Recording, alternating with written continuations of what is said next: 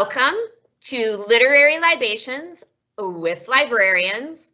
And this week, because it is Banned Books Week, we're going to be talking about bold banned books that we've read and were affected by. As we're talking about these books, the covers will appear on your screen, as well as a list of the various formats that those titles are available in through the Monroe County Library System. If you want to get your hands on any of these books, you can always call your local branch of the Monroe County Library System and speak to a librarian, and they can help you do that. If you'd like to do that on your own, you can look for physical versions through our catalog, and that web address is on your screen right now. And that would include hardcover, paperback, if it's available as an audio CD or large print. We also offer some of these titles on our digital platforms. We have 2 digital platforms. The first is Overdrive, and the app for Overdrive is called Libby. But Overdrive and Libby, if you hear them referred to, they are the same thing. And Overdrive offers downloadable ebooks and downloadable audiobooks. And we also offer items through Hoopla. And Hoopla offers downloadable ebooks, audiobooks, and also movies, music, and graphic novels. And the great thing about Hoopla is that there is never a wait for any of the items that you see there. So make sure to go and check those out if you want to get your hands on any of these items. And this week we have with us several staff members from the Monroe County Library System. I'm Jennifer Graneski. I am the branch librarian at the Dundee Branch Library. And our introductory question this week is, if you had the power to ban any word that you hear a lot or for any reason, what word would you eliminate from our vocabulary? And I got this idea from Lake Superior State University. Now I don't know if I'm saying that right. LSSU here in Michigan. They do a list of banished words annually. And so I thought, well, that would, if I could eliminate one word, what would it be? And I decided I would eliminate the word literally. I would literally eliminate the word literally, so you could never say it again. Part of that might be because I watch too much trashy reality TV, and it is misused constantly because people's hearts are always literally bursting out of their chests with love, or people are literally going to throw themselves in lakes, or people are literally on cloud 9. No, you aren't. No cloud 9. You are figuratively on cloud 9, not literally. So yeah, part of that comes from the former English teacher in me, but if there was a word that I could ban, that would be my word. Also with us this week, we have Kelly Venier, a branch technician at the South Rockwood Library. And if you could ban any word, Kelly, what word would it be? Irregardless is one that makes me cringe. And then I even got more mad when they put it in the dictionary. Like it's a word now, you guys. Like, I can't handle that. It's regardless, not irregardless, and that drives me batty. So I would nix that. No more irregardless for anybody. Literally, no more. Thank you, Kelly. Also with us this week, we have Jen McCarty, a reference librarian at the Ellis Branch Library. And if you could ban any word, which word would it be? I'm actually going to do 2, because as we were talking, I thought of another one that annoys me. And they're both sort of grammary. I'm going to complain about grammar and then use the word grammary. Grammary. The first one is a phrase. I seen it. Hate it. It drives me insane when I hear people say that. No, you have seen. You didn't seen anything, because that's not correct. That just always irks me to my core. The other one, and I think it's mostly a social media thing, but I've seen people refer to little kids or their dogs as hims. Hims is so cute. I have multiple friends that do this, and I'm sorry, guys, I love you, but I hate this. Hims is so cute. Hims is eating with a spoon. What? How is that any better than he is? That's like the cat things where it's I has cheeseburger. Yes. And at least there, that's a cat speaking. speaking. Right, Have your exactly. use whatever language they want because they Exactly. will cut you. So, Exactly. Well, but and human you know what? beings, like, let's I get don't it together. I don't expect a cat to be fluent in English, Yes. but it annoys me when I see, like, especially parents talking about their kids. You probably want your child to speak proper English someday, right? I'm the annoying parent that corrects my kids on a regular basis. Like, that's not a word. That's not a word. Don't say it. And now my oldest son has started doing that to my youngest son. He'll go, Harry, that's not a word.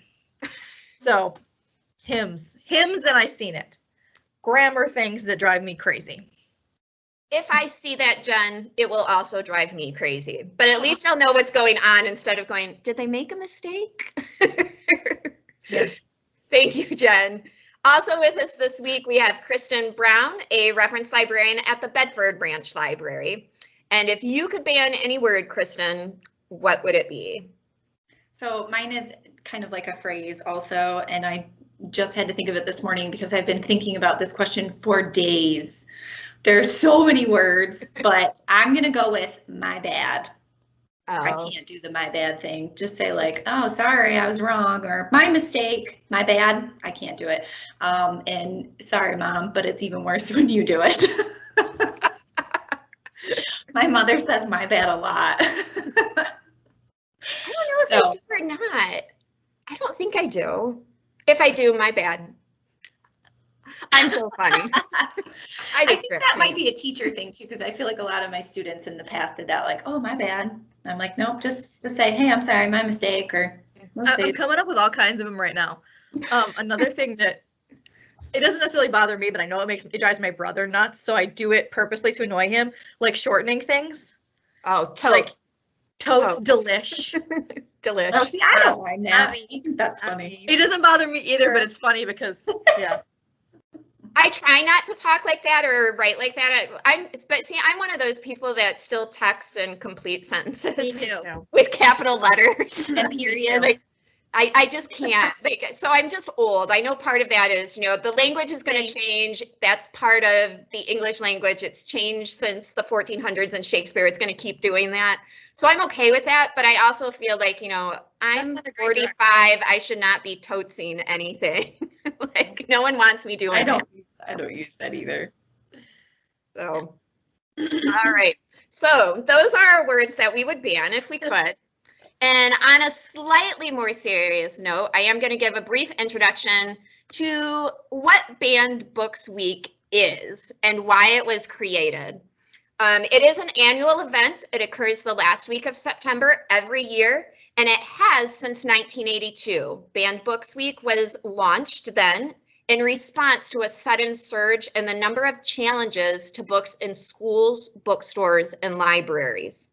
It is typically held during the last week of September, and it highlights the value of free and open access to information. I do want to emphasize, banning a book does not mean that you don't have the ability to say, I don't like this book, or I disagree with the content of this book, or I disagree with the ideas in this book. Banning a book is not saying, I'm not going to read it. It is saying, I'm not going to read it, and I don't want anybody else to read it. I don't want my community to have access to it in the public library. I don't want students in my community to read this book. And that's what censorship is. It's saying, I can't read it, and you can't read it, and you can't read it. And it just freezes ideas. And this is why it is so important to librarians, because one of the things we do is we want to get information, we want to get ideas, we want to get stories about all sorts of people into everybody's hands. You as a human and as your family have every right to say, not in our house. I don't think you have the right to say, not in my house, and tell somebody else they can't do it. So that is why this week is so important. That's why we're going to talk about some of these books that have been challenged, because more ideas are better than cutting out ideas. And Banned Books Week is supported not just by librarians in the American Library Association, but also by bookseller associations, publishers, journalists, teachers, and hopefully readers. We want everybody to be reading all sorts of different ideas. A couple of quotes from authors who have been banned in the past. First of all, from Lori Halse Anderson, who we're going to be talking about one of her books today. Lori Halse Anderson says, censorship is the child of fear, and it is the father of ignorance. Often when people are censoring, they're scared of that idea. They don't think you should have access to it, and nobody should. The next quote comes from George R.R. Martin, who wrote the Game of Thrones series, and I feel that this quote is very George R.R. Martin-ish. He says, when you tear out a man's tongue, you aren't proving him a liar. You're only telling the world that you fear what he might say. So when you look at a book and say, no, nobody should have access to that book, why not? Why isn't it better to explain why you disagree, or to put a different idea out into the world if you disagree with what's in there?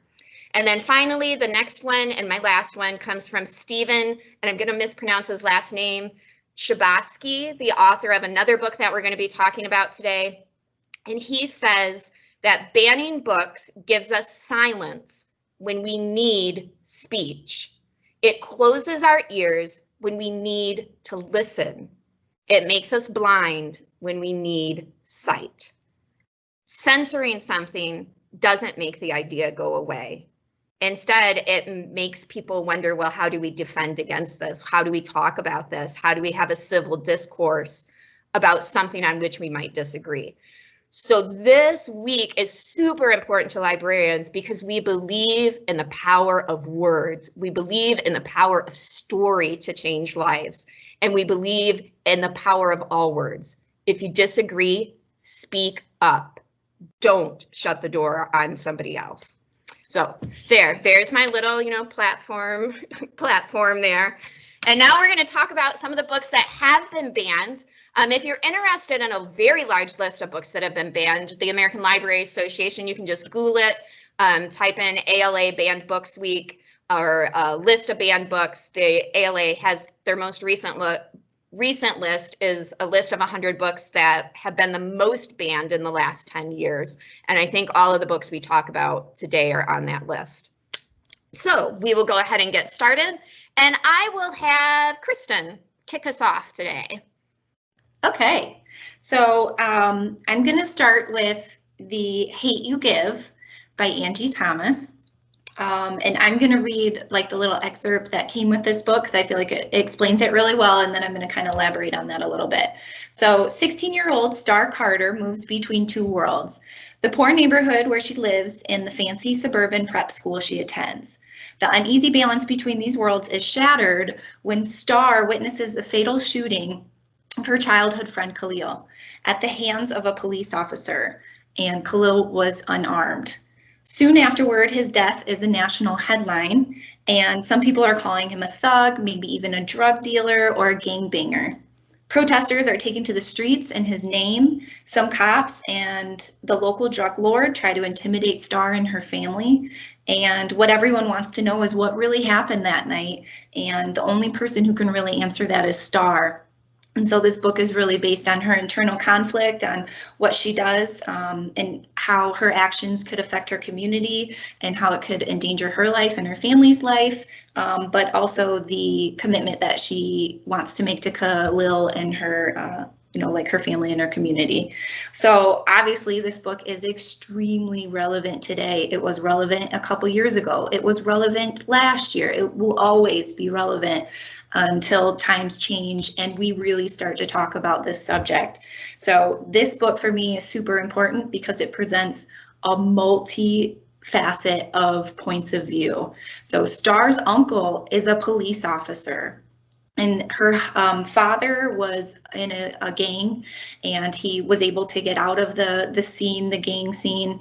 And so you're really getting this full effect of her family wants her to go to this prep school so that she can further herself and make a better life for herself.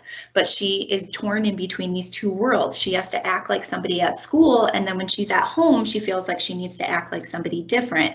And just from doing research and trying to educate myself in what's happening in the world, I've read a lot that's a lot of what young people feel like they have to do today. If you're a Black American, you are kind of put in this position where you either have to subdue maybe the way that you are around your family to adhere to a white culture so that you can fit in more. Again, I'm speaking from a white perspective, so I can only say what I have read through articles and through reading books like The Hate U Give, but I feel like this book really speaks to that good trouble that John Lewis always talks about, speaking up, being there, even if you get in trouble for doing what's right, you need to do it. And so she ultimately has this really hard journey that she takes herself on, and figures out that she is the only person who can clear Khalil's name and fight for him. And she, wants to rise to that occasion and be a part of that. So I read this book with a book club, and all of us were different ages, and it was a really, really great conversation starter. So the fact that this book is banned is kind of mind-boggling to me, because this book needs to be in the hands of a room full of white Americans. It needs to be something that we talk about, and it needs to be something that we look at through a different lens. So I really respect Angie Thomas's way that she wrote this book. It was also just a high school girl dealing with normal high school girl things, going through the emotions of this whole situation. And as a side note, because Star is a little bit older in this book, there's also another book that's called A Good Kind of Trouble that deals with a similar subject. But in that book, the character is about 7th grade. She's 12 years old. So if you're looking for a book that talks about this kind of topic, the Black Lives Matter movement, for a little bit of a younger audience, that book is also a great book too. So that would be The Hate U Give. The next book I picked, I actually found by looking for banned books, because I knew I didn't want to do kind of a classic. I wanted to do a newer book. And this book has been on the banned book list, I think, consecutively for years. And I fell in love with this book, and I fell in love with Alex Gino. So before I start talking, I just want to give a little precursor here. I am still educating myself and learning how to be an ally for the transgender, the LGBTQIA community. So if I say anything wrong, or if I'm still learning. So just know that it's not intentional if I use any wrong pronouns, or if I do anything like that. So the story of George is about a 4th grader, and George knows that she's not a boy, she's a girl. And she thinks that she'll have to keep this secret forever. When her teacher announces that the class play is going to be on Charlotte's Web, George really, really wants to play the role of Charlotte. She has this deep connection with Charlotte as a character. And she even goes to try out for the part of Charlotte, and her teacher tells her, "You can't, you're not a girl. I have other girls that are interested in this part." And there's some situations with some bullies at school that kind of call George out and make her feel really uncomfortable about who she is. There's lots of situations that get brought up with her family. She lives with her mother and her brother. And what happens is, during the play, George and her friend Kelly end up making this master plan so that George can really express who she is and be a part of the play in the way that she wanted to be. This book was such an eye-opener for me. I really enjoyed the characters. Alex Gino, the author, from what I understand, is queer gender. So the author goes by they, not him or her. So when I reference Alex Gino, I'll reference as they. So they wrote the book for obviously any transgender young children who are going through this, but also for non-transgender readers to get an idea of what happens internally with transgender kids and people. And I think that it really put me in George's shoes and helped me realize kind of the struggle that she goes through, even with little things like when she was in class and her teacher would say, "All right, all the boys, go grab your backpack." And George knows that she's not a boy, but everybody thinks she's a boy because she looks like a boy. And so she's constantly in this state where so she goes and gets her book bag, but that's not who she wants to be. Using the bathroom, things like that. Like, she doesn't want to go in there with all those other boys. That's not how she feels. I also really appreciated the way that Alex Gino wrote the characters' reactions. So there is a time in the story where all, like Kelly, George's mom, and George's brother find out that she's transgender. And they all kind of have this point where they kind of shut down and they separate themselves from her, which I feel like is a normal response. I feel like they would kind of be in shock. But then they process that in their own ways. George's mom has a little bit of a harder time than everyone else, but I feel like Alex Gino wrote it in such a way that I was like, wow, yeah, like I can imagine if somebody that I love told me that, I might need some time to process that. I might need to go through that in a certain way. What I really loved is the principal in this story ended up being the supportive pillar, and I don't know why, but I'm getting a little emotional about this. I'm going to skip that part for now. They also touch on the fact that being gay is not the same as being transgender. So when George comes out and tries to tell her family and her friends what's going on, they say, oh, well, you're gay. That's not a really big deal. But when she says, I'm not gay, I'm not a boy, I'm a girl. And then they kind of think like, oh, that's a different thing. And so that's why it kind of takes them some time to process, which I thought was a really important part, because before then, I didn't really think about it in that way. So I laughed, I cried, my heart burst with this story. I absolutely loved it. And I know that Alex Gino on their website, they have links to like the Trevor Project and I think it's the GLSEN network, which is the Gay, Lesbian, and Straight Education Network. And actually, Alex Gino is doing a live talk for Banned Book Week today at 1 o'clock. I watched a couple interviews with them and they are a riot. It's really, really fun to see them talk. But going back to where I was before, what I really liked was the principal had this sticker in her office, and it was a safe space sticker. And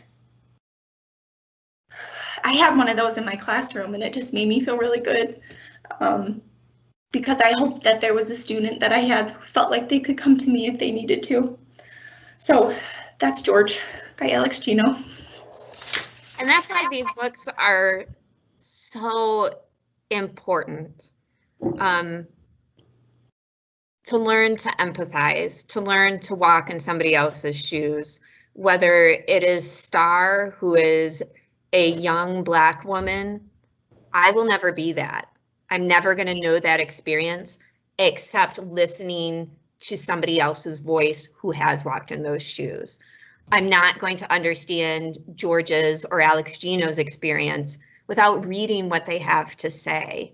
Right. And I think that's what story does for us. That's why these books are important. Even if you look at it and your initial reaction is, right, like that's so different. But yeah, gotta open up and give yourself a chance to walk in somebody else's shoes that are so different from what we experience day to day. And yeah, safe spaces.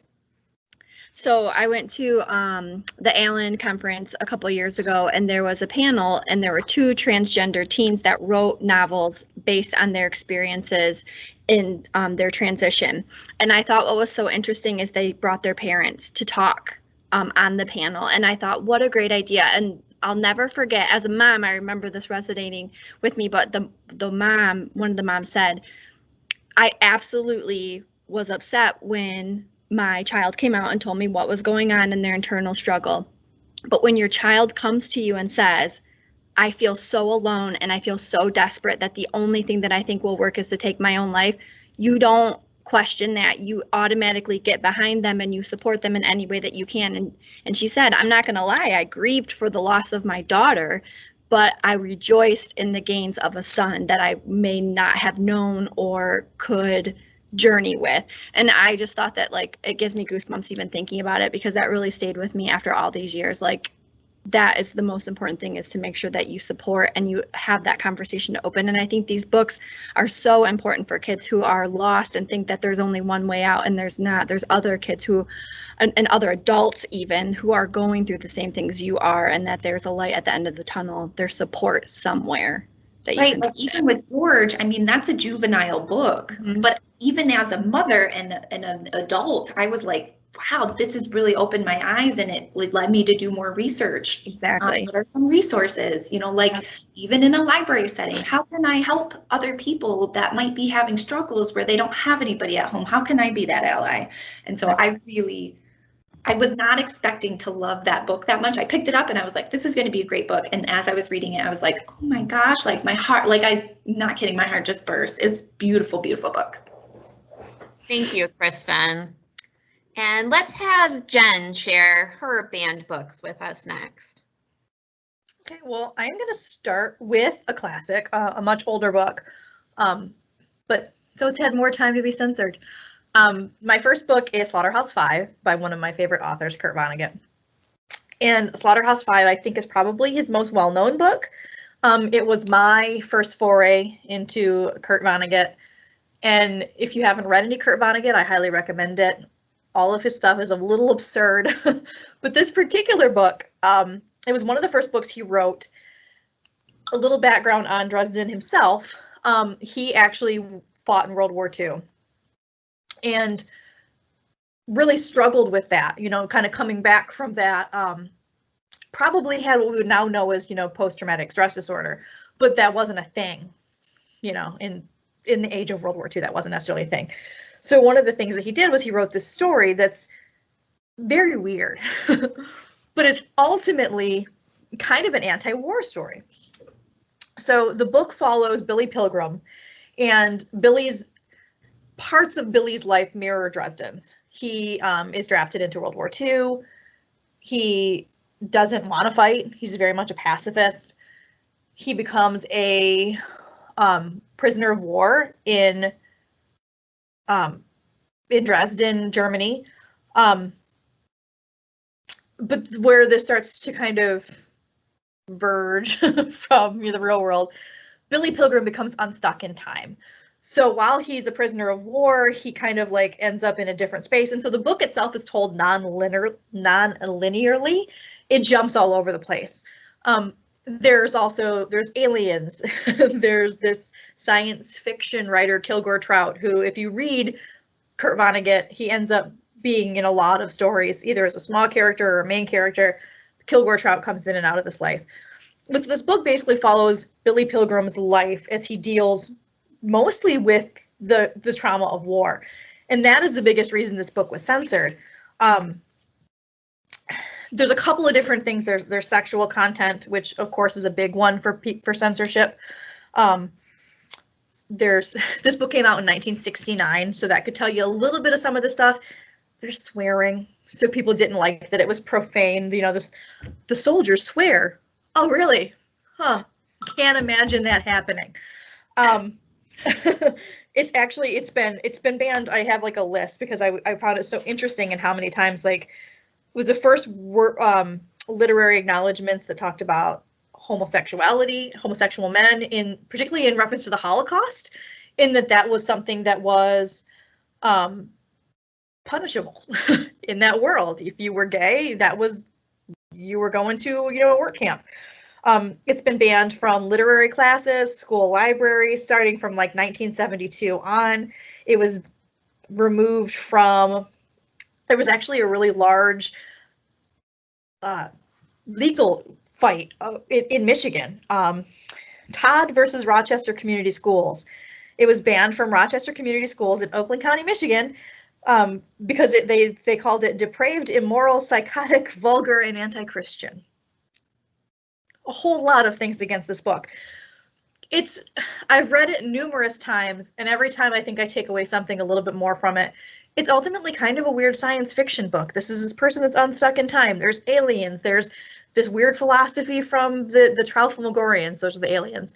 They kind of believe that you should more or less live your life, because yes, you might die, but you're only dying in this timeline. They kind of believe in like multiple dimension kind of things. And there's other parts of the timeline when you're still okay. So do your thing. He talks about, obviously being a prisoner of war. There's a lot of stuff from the World War II. That's the biggest thing that people kind of get mad about it for, is that anti-war. But that's who Vonnegut was. Vonnegut fought in World War II, and it shaped who he was as a person. And this book, I think, really speaks to that. So even though it's an older book, there's some things that are outdated, but it takes this incredibly heavy topic, ultimately, of war, and shapes it into something that's different and a little bit weird and a little bit funny, but it's definitely worth reading. And I find it really interesting that, even today, it was on a list, an ALA Association list of most frequently challenged books. It's number 46, I think, it was on the list, like 10 years ago. It's definitely a book worth reading if you haven't, and it's a great introduction to Kurt Vonnegut, who, like I said, is one of my favorite authors. So that's my KV spiel. My other book is a more recent book, although we were talking before we started filming, and I said, this book came out in 1999. It's 20 years ago, 21 years ago. It doesn't feel like that to me. I read it when it first came out, and I've read it since then. And it is The Perks of Being a Wallflower by Stephen Chbosky. And this is just one of those beautiful books that really sticks with you. And it covers a lot of heavy topics as well, which of course why it's been banned. This book follows Charlie, who is 15 years old when the book begins, and he starts writing letters. Dear friend is kind of how he writes the letters. And he's talking about sort of his high school experience. And Charlie. Stephen's the author. Charlie is kind of shy. He considers himself a wallflower. He doesn't join in, and he's like really feeling kind of outside his own life until he meets some new friends, and these friends kind of help him get out there and explore. And of course, in his exploration and his coming out of his shell, there's sexual imagery. These are high school kids, and as much as we don't like to think about it, high school kids are interested in sex. One of the characters is homosexual. I know, shocking, right? One of the characters is homosexual, and so there's a lot of things with that. His friends are supportive, but then of course other people begin to find out, and his parents find out, and they're not supportive, and other kids in the school are not supportive, and then he doesn't, know how he should act, and there's that. There's some drug use, and then there's also talk of sexual abuse. A couple of the characters kind of come to terms with things that have happened in their past, and that, one of them is kind of aware of it and one of them kind of isn't. But when I read this book, I read it when it first came out, so I actually was in high school, but I've read it since, I'm more of an adult, and it resonates in the same way, in that it's really a story of learning who you are. Yeah, there's all these hard topics, there's all these hard things, and there's complicated things, and like I said, drugs and sex and excuse me, sexuality, coming to terms with your own past and your own demons. There's a lot of heaviness in there, but when you think of those years, 15 to 19, even if you're not dealing with sexuality, even if you're not dealing with past trauma, even if you're not dealing with maybe pressures of drugs, maybe you're just a completely boring wallflower, there's still so much there that's who I was too. But there's still so much there that you're dealing with, your emotions, your hormones, your changes. Excuse me. Who am I? Who do I want to be? How do I want people to see me? And I think this book really speaks to all of those crazy feelings that we have as teenagers. And it resonates just as much reading it as a teen as an adult, because I think we can all remember those days and we can all remember the craziness. But then I also love that it is inclusive of these other, definitely much more complicated topics. I love this book, and I think it's a great book for older teens to read. I think it's a great book to discuss. And if you haven't read it, I highly recommend it. Thank you, Jen. I attempted Slaughterhouse-Five at some point in my high school career and became utterly lost and didn't go back to it. And now I feel like as an adult, I need to. It's weird. It's hard. It jumps all over the place. He's unstuck in time, so it jumps from place to place, and it jumps from Earth to other planets, and it jumps from, hey, I'm in New York. Wait, no, now I'm in Dresden, Germany. Now I'm in, wherever. But I love Kurt Vonnegut's style. He's very irreverent. He's very informal. There's parts where you can tell the author is actually speaking to you now, which is weird. It's not normal, but I love his style. So I'll have to give that one a try. I did read Perks of Being a Wallflower. That came out when I was in college, and I remember reading that one. And I think there's something about reading a book about somebody who seems to be as awkward as you feel. To just go like, they're very different, yet some of those feelings are universal of Absolutely. Wanting to be seen and wanting to find where you fit and trying to figure out who you are. So thank you, Jen. There's that one, sorry, I just want to Go see for if it. you guys connected with us, but in Perks of Being a Wallflower, there's that one scene where he's listening to that Smith song, Asleep. Remember, and he has that like euphoric kind of moment. I think they're driving. Is that the weird I Am Infinite? Yeah, like I always think, like I'm a huge Smiths fan, but anytime I listen to Asleep, I always think of that part, and it's just, yeah, that was like a pivotal part of that book that I feel like any person could connect to, especially high school though, yeah. Right, and now we will have Kelly share her banned books with us. All right. Well, I'm a big rebel because my two books I'm going to talk about are top 10 of the most challenged and banned books, number 4 and number 7. Let's get started with number 4. Looking for Alaska is the first book that I'll be talking about by John Green. This one is banned for a great many reasons. There's a lot of rebellious teenagers who, drink and smoke and are interested in sex. But it's a story about Miles Halter. He leaves his home as a junior. He lives in Florida. He leaves his home to go to Birmingham, Alabama, to a boarding school to try and kind of shake up his life to find his own great perhaps. He is obsessed with last words of famous people, and those are kind of sprinkled and peppered throughout the book, which I love. I love hearing people's last words too. But so he gets to the boarding school, Culver Creek, and he befriends Alaska, the Colonel, or Chip. Chip is his real name. They call him the Colonel, and then Takumi. And each of them have their own special talent. Alaska, he is kind of drawn to. He finds that she is very free-spirited, very busy, but also kind of moody.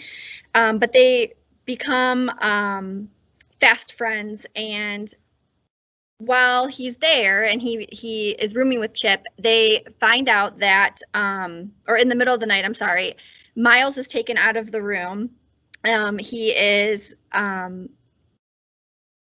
taken out of his bed in the middle of the night, and he's wrapped in duct tape and thrown in the lake. And the Colonel's furious about this, and they find out that the weekday warriors, which are the rich kids that just that go to school, they don't live on campus, is trying to pay back for some of the things that their friends got caught doing. They both got expelled. Alaska comes out later and tells the group that she's the one who told on them, which just blows everyone's mind, because one of the main principles of the school and their group is their solidarity and their social code at Culver Creek. So while all this is going on, they have this big elaborate prank. They're going to get back. Also, Miles is, he's starting to drink and smoke more. He's starting to fall into these bad habits. The prank that they pull off is crazy. There's fireworks. There's all kinds of things going on. And so they decide they're going to celebrate with this huge, the huge taking off of the prank. And the one night that they're celebrating, they get drunk and they decide to do best day, worst day. And Alaska reveals to the group that her worst day is when she was about 12. Her mother has a seizure, and she panics. Alaska doesn't know what to do, so she calls 911 finally, and she sits with her mom until her mom falls asleep, which you figure out her mom doesn't fall asleep, she dies. And this is something that Miles kind of understands why Alaska is the way that she is. She is moody, she is impulsive, because she has these demons of not reacting fast enough to save her mom, and so she kind of feels like that weighs on her and that it's kind of her fault her mother died. So she compensates with constant action. Later the next evening, Alaska and the Colonel, they get drunk to celebrate the success of their prank, and Miles and Alaska are alone. They start kissing, and Alaska says she's really tired, and so Miles says, "Oh, to be continued." All of a sudden, they fall asleep. Alaska wakes up and she's hysterical and she needs to leave, and so she needs the two of them to kind of make a distraction so that the dean doesn't know that she's leaving campus, because, you know, that's not allowed, and she's been drinking. So she takes off, and something happens that just shifts the whole book's perspective and kind of mood.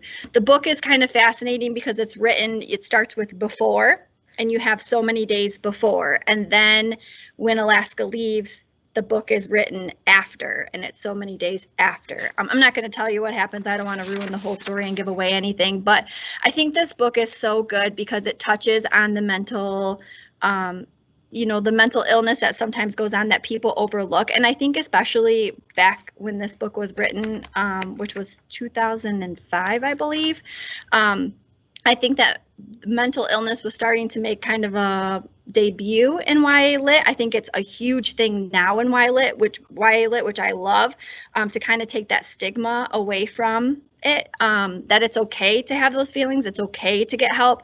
The fact that Alaska has been alone and has not shared any of this about her mom and her mother's death, and that she internalizes it the way that she does, it boggles my mind that no grown-up in her life was like, oh, well, that's a thing. Also, it's banned because of the smoking and the alcohol use in high school, which is a huge thing, things that kids experiment with. But these books, I think, are important for parents and kids to have a conversation with. Like Jennifer said, you can't shut it down. This is the time for you to use these experiences and converse about them, right? Like that's door opening for you to have those conversations. Another thing is the sexual experiences that are in this book. And I have to say, there's a sex scene in here that's the most awkward thing I've ever read in my entire life. But people always spotlight on that. Like, oh, you can't let your kids. I'm like, really? That's what you're going to pick out? It's so awkward and cringeworthy. And you can relate to that in some sense as part of your life. I'm sure everyone's had those moments. But yeah, it's a really great book. It's so in depth with the meaning, and then, the great perhaps. And Alaska also introduces Miles to a last phrase, escaping the labyrinth. And that's another thing that he kind of takes on to try and pursue and to find. And so it's so, John Green, I mean, you guys know John Green. He's him and his words. I mean, he's just amazing. One thing that I'm kind of annoyed with is it's made into a Hulu original series. Those of you who know me know how I feel about that. It's not going to stop me from watching it because I gotta compare. But I'm just saying, I started watching the first episode. I'm already kind of annoyed. Miles is not at all what I pictured. Alaska is, though. I will say that they were spot on with their casting for Alaska. But I'm going to keep watching it. There's only 8 episodes. They're an hour long. I mean, we'll see. I'll keep you updated. But looking for Alaska. The second one I have is called Drama by Raina Telgemeier, and it's a graphic novel.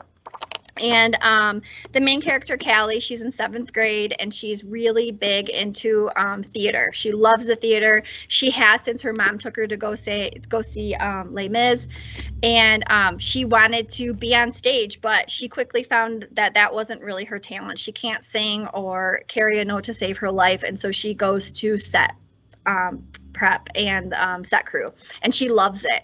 And so the play that they're doing this year in 7th grade is Moon Over Mississippi, and she couldn't be more happy because there's a cannon, and that is her main goal, is to get this cannon on stage and make it work. So as she's right at the beginning, first of all, the book is written in acts, including intermission, which I loved. I thought that was great. Intermission was like the rehearsal for the play, but it's written in acts. So the first act, right out the gate, her classmate's brother, who is in 8th grade. They all walk home together. Him and his girlfriend have just broken up, and she has a huge crush on him. And so she just goes for it. And she's like, hey, listen, I've always thought this about you. And she kisses him, and he's like, oh my gosh, like, this is so great. And so they kiss. Well, the next day she sees him at school, and he's like, oh, hey, how's it going? Can we talk? Like, moves her away from his friends, and then says that his girlfriend called and she was crying, and now they're back together. Ouch, that hurts. What I love about Callie's character is she's so aggressive, right? Like, her personality, like, she just went for it. She wanted to kiss Greg, and she did it. And I was like, dang, I remember being a 7th grader and having those feelings, but writing a note instead, or like playing soccer or basketball, you know, like, are you kidding me? Like, this is amazing. So but she doesn't falter. Like, she's like, whatever, I'm just going to focus on my play. And she does. And so while she's hanging up posters for the play, she meets 2 twin brothers who are also in 8th grade, Justin and Jesse. And she just loves them. Like, they're great. Justin wants to try out for the play. He's a great singer. So is Jesse, but he's a little bit more shy. And he thinks maybe Justin just needs to have his own time in the limelight. So they start hanging out more. And Justin reveals to Callie that he's gay. He likes boys. And she's like, oh my gosh, you know, I didn't know. He's like, I've only told my brother. He's the only other person that knows. And so she's like, all right, well, great. Like, that's so great. And she hugs him. And then she's like, well, what about Jesse? And he's like, oh no, he likes girls. And she's like, oh, all right, cool. So she gets Jesse to start working on the set with her. Justin gets a part in the play. And as it goes on and they're working together, you know, Callie starts having feelings for Jesse. And so the 8th grade formal's coming up, and, you know, Jesse is kind of trying, you know, like, she's just holding on to that hope, Callie, that he's going to ask her to the formal. Well, the play comes, and the 2 lead roles who are dating, but then they break up in the last showing. Jesse steps in for the girls' lead in a dress and sings all the parts because he's helped his brother with the lyrics. So at the end of the play, he asks Callie to go to the dance with him. Yay, it's what she's wanted. This is so great. So they go to the dance, and while they're dancing, he says, oh, wait, I got to go use the bathroom. He leaves. She can't find him. It's 2 hours. She goes to the bathroom. He's not in there. Where did he go? She finds him talking to the popular lead outside. Yep, they like each other. Maybe they're bisexual, they don't know. Now she's upset and she's sad, and then she runs into Greg, her old crush, who's broken up, and asks her to be in a relationship with him, and she's like, nah, I'm good. So there's all this, like, all these feelings and drama that's going on in middle school that I was like, oh my gosh, I totally remember that, and I don't ever want to go back there, and I'm not looking forward to that age at all with my children. But I love this book because it touches so many things. First of all, Callie and her fierce personality and how just she stays so positive and she knows who she is, and she's just so confident. Second, the sexuality of the book. Justin knows what he wants. He knows who he is. And then Jesse is still trying to figure it out, and everyone still is just so accepting of it. His parents don't know yet, but, you know, I think they'll get there. And I think with the support of his friends and his brother, like, you know, it'll all be good. But I love books that kids can put themselves connect with. Right? Yeah. Like, I'm sure that there was a kid out there who was like, oh my gosh, this makes total sense, or it just clicks for them, right? So the book has been challenged because of the sexuality in the middle school setting, but I just love it. And it's a graphic novel, so it's super quick. I just reread it this morning before, and it took me like 45 minutes, but it's a great book. I haven't read that, and I feel like I need to because I was a drama kid. Oh, I'll send it to you. It's my own personal copy. All of that sounds like so, like, everything you were saying, I was like, yes. Yep. Yes. Yes. The drama, right? Yes. Yeah. And in middle school, it's so hard, right? Because you're trying to come to terms with who you are, and you're like on that boundary of finding your independence, and then figuring out who your group is in school. Like, there's so much stress, and things are so different than they were from elementary school. And so this drama, like all of this stuff going on, like that's like so encompassing when you're that age, that you go right back to that age and you're like, oh yes, yep, I feel that. I appreciate that that is the storyline. Like That's just it. a typical middle school, like there's a lot of stuff going on. Nobody really knows, but it's a lot of feelings. Like that's But you got that's a people great with you. book. Yeah, like a great it's book. so great, and it progresses from the beginning to the end of the play, and it takes all year to prep and get ready for the play, and so it ends with Callie getting her dream of being the stage manager in 8th grade. She's so excited. So like it was just such a great book. It's such a quick read. You feel for the kids. You've been there before. And I think I just love it. So Jen, I'll send you my personal copy. Awesome, thanks. It is a really fun read. I don't remember all the details, but I remember reading that one. 2 thumbs up. So, and now I will share my banned books. Well, not that books I banned, anyhow. Here we go. So my first one is Speak by Lori Halse Anderson, and Lori Halse Anderson is amazing. And this is the first book that I read by her, and it's amazing. So, and it's about the transition from middle school to high school. The story focuses on Melinda, who is going to be a freshman at Meriwether High. And in the summer between 8th grade and her 9th grade year, she's invited to a big blowout party. She goes to the party. It's a party, and at the end of the party, she is seen calling the police on the party. She's the one that's saying the party's gone too far. She's the one that spoils the event for all the other kids. Some of the kids get arrested. And it is known that Melinda's the one that caused that. So she starts 9th grade as a complete and total outcast. And Melinda's voice in this novel is incredible. She is so funny and so smart and has such keen, truthful insights into what it is to be in that weird, awkward stage. Because again, she's just left 8th grade. She's just left middle school. She's finding her footing here in high school. And the novel starts early on with Melinda making a list of the 10 lies that they tell you in high school. And I'm not going to read all of them, but if you are one, we're here to help you. Yeah, Melinda isn't feeling that. The dress code will be enforced. Our football team will win the championship this year. Will it? Will it? And then Melinda's personal favorite, we want to hear what you have to say. And she absolutely feels like nobody wants to hear what she has to say. When she attempted to explain to even her friends why she made the phone call the night of the party, none of them listened to her. And at that point, if your friends won't listen to you, who do you have? And so during the school year, Melinda starts to shut down and get quieter and almost stop speaking. But she finds her safe place that Kristen talked about in her art class. And she finds a way to start expressing what happened to her that night. And she finds a way to speak and to use her voice. The book is banned because of the party scene and because of what happens to Melinda in the book. But I think it's so important. You know, it just kind of blows my mind that this book was banned. If you think this isn't happening to young teenage women, you have no idea.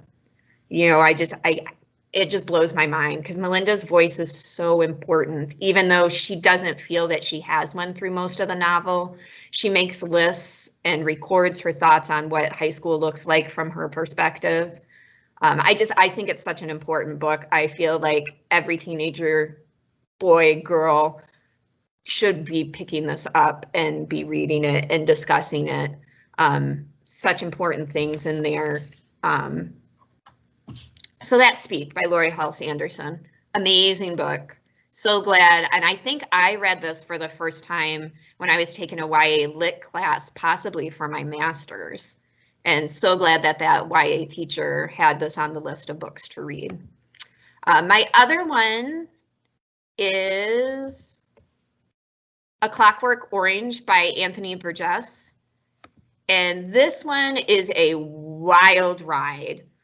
This one didn't affect me as personally as much as Speak did with Laurie Halse Anderson, but it is wild and it will make you think. So in A Clockwork Orange, you're set in a dystopian future. When night falls, the world is overtaken by these ultra-violent teenage gangs. The book is told from Alex's perspective. He's one of those teenagers. Part of the difficulty with this book for some people is that it is written in this slang that Burgess created. It's called NADSAT, and it's a combination of Russian and Cockney British and Shakespeare. And it's all mixed up together. And so when you first start reading it, it's kind of like, these are not real words. Burgess is making things up. I don't know what's happening. But if you keep reading it, you will get into the flow of this slang language that they're using, and you will understand through the context what they're referring to. So Alex and his friends, the Droogs, hey Droog, use this language as they're talking to each other and as they go out on these ultra-violent nights. And one of the examples for that, so one of the lines that you might hear Alex or his friends say is that they went toll-chalking a starry Vec. And when you're reading that, it makes sense because you've got enough of the context with it. But what that means is they went and beat an old guy nearly to death on one of their ultra-violent rampages during the night. And part of what Burgess does by creating this language is he's separating you from the violence that these really children are committing. And it isn't, and it's awful. Alex is not, there's no, the one thing that maybe he has is that he has a deep love for classical music. But that doesn't redeem the things that he is doing. Well, finally, he is caught and there's a crackdown on this ultra-violence that's occurring, and he is captured and he has the option of basically dying, being in prison for the rest of his life, or he can undergo a new procedure that will change who he is. And the procedure is horrifying in and of itself. They basically make these teenagers watch violent videos of the worst kind of violence that you could possibly imagine.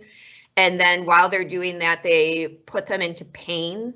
They give them emetics so that then their minds are supposed to start associating this violence with personal pain and suffering.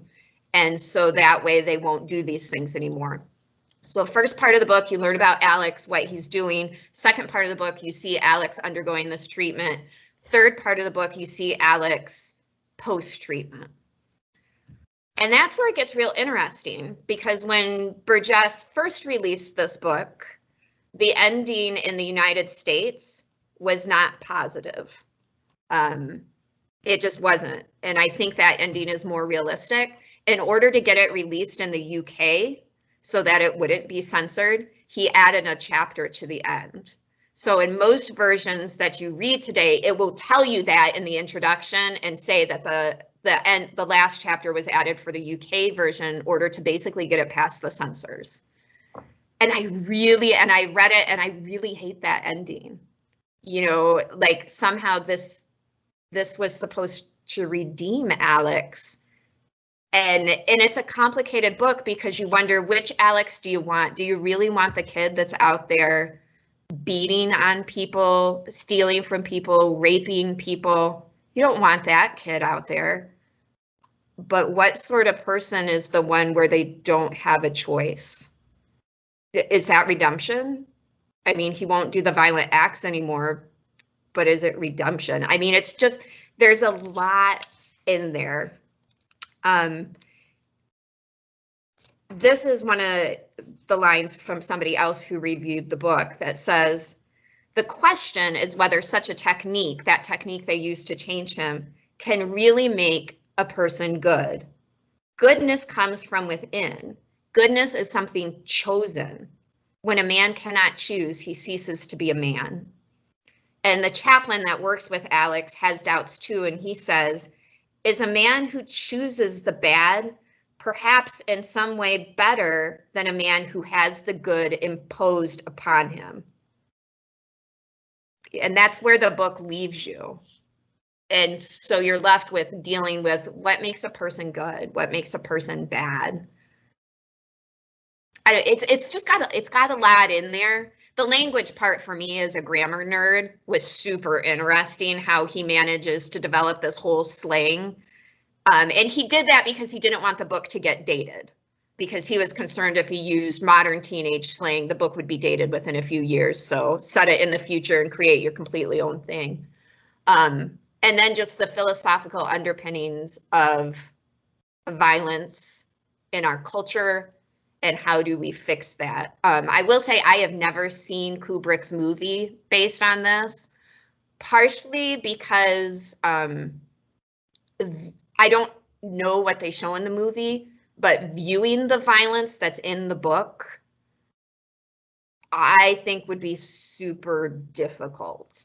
There will probably come a time when I will end up watching it. It's a fascinating premise. I think it's a worthwhile read.